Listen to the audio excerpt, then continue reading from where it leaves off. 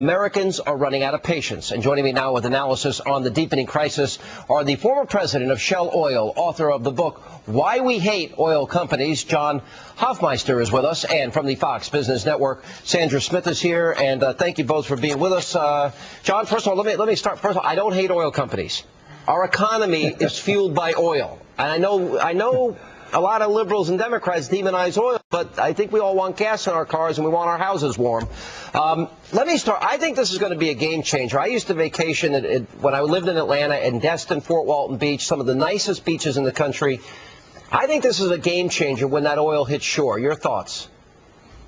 Well, I think you're absolutely right, Sean. It shouldn't have to hit shore. I've been talking for weeks now, both with BP and with the Coast Guard, about why not a line of barges with big pumps that would pull this oil out of the water, put it in a barge, take it off the barge into a tanker, take it on shore, treat it. Or super tankers that could be sucking this oil off the surface of the sea. See, I think we're stuck in an old paradigm of burn, boom, and disperse, when I think what we need is a way of get the oil out of the ocean. It shouldn't be there in the first place. No, I think you make a good point. We'll go into it in further detail. Sandra, they're saying, they told us yesterday this leak, may be plugged by August. Now they're saying Christmas, Bloomberg News reports today. Oh, and now they're also calling Hollywood directors like James Cameron to come in and actually help them with this entire oil spill. But I think what's going to be the biggest political nightmare and the biggest nightmare for the people of the Gulf Coast and for the shores down there, for the businesses, Sean, is when this does wash up on the pristine beaches there in Florida. But what John is talking about is the complete inaction that we've seen since day one of this administration. Just today, the governor of Louisiana, Bobby Jindal, finally got the approval that he's been looking for weeks to help protect those marshes. Just pure inaction is what we continue to see. I think this is the point here, and if I can go back to you for just a second, John, because this is really troubling to me. And I'm sure in your position working for Shell Oil, you understand this as well or even better than anybody, and that is the impact of the environmental movement. We had the NOAA and their plan, for example, for a leak such as this. We were supposed to have a burn of the oil on the surface. We can't use chemical dispersements. They will build a barrier. And to this day, Louisiana still doesn't have the booms that they had requested and other equipment to stop it from reaching shore. It seems the environmental movement played a very big role in us having to be out there in the first place and preventing the containment in the second place. Is that fair?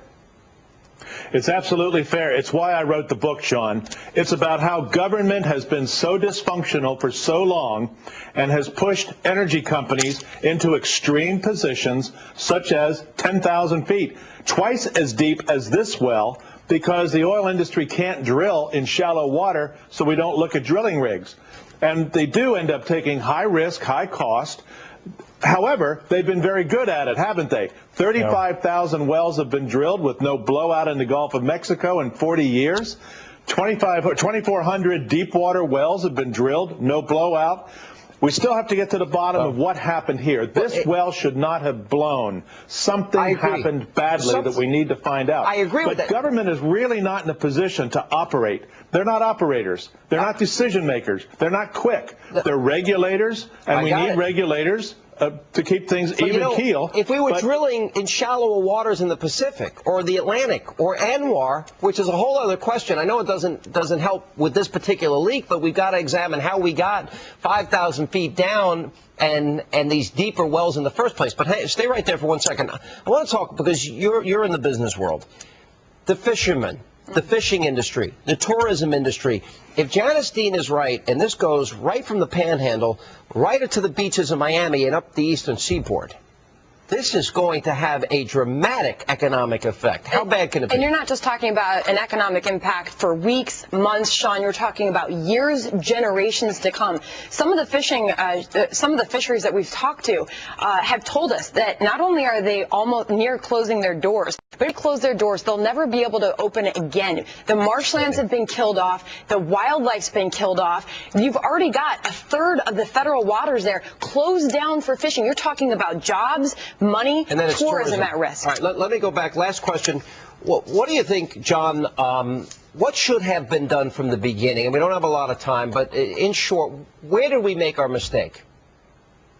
I think the real mistake is not in what has been done to fix the flow.